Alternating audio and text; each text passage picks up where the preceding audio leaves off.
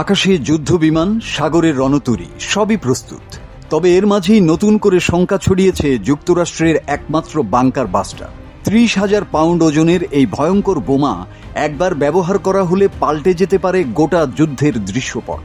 কারণ এটি এমন এক বোমা যা পাহাড়ের গভীরে লুকিয়ে থাকা পারমাণবিক স্থাপনাও গুড়িয়ে দিতে পারে সহজেই। ইরান ইসরায়েলের হামলা পাল্টা হামলার ভয়াবহ এই পরিস্থিতিতে তেহরানের ফোর্দো পারমাণবিক স্থাপনায় বাংকার বাস্টার বোমা দিয়ে হামলা চালানোর কথা ভাবছেন মার্কিন প্রেসিডেন্ট ডোনাল্ড ট্রাম্প। ট্রাম্পের এমন ভাবনার পরই বাংকার বাস্টার বোমা নিয়ে উদ্বেগের পাশাপাশি তৈরি হয়েছে নানা প্রশ্ন। বাংকার বাস্টার এক ধরনের বিশেষ ডিজাইন করা বোমা, যা সাধারণ মাটি বা শক্ত কংক্রিটের স্তর ভেদ করে লক্ষ্যবস্তুর গভীরে প্রবেশ করতে সক্ষম। ভেতরে গিয়ে নির্দিষ্ট গভীরতায় বিস্ফোরিত হয়ে প্রবল ধ্বংসাত্মক প্রতিক্রিয়া সৃষ্টি করে। 1991 সালের উপসাগরীয় যুদ্ধের সময় এই ধরনের বোমার ব্যাপক প্রয়োজনীয়তা দেখা দেয়।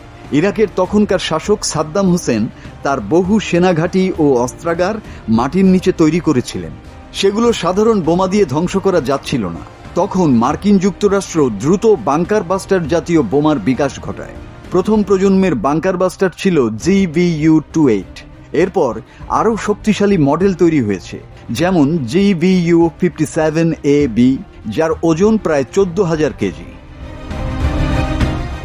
বাংকার বাস্টার বোমার আবরণ অত্যন্ত শক্তিশালী, যা সাধারণ স্টিলের চেয়ে বেশি দৃঢ় ধাতু দিয়ে তৈরি হয়, যাতে প্রবেশের সময় ছিন্নভিন্ন না হয়ে যায়।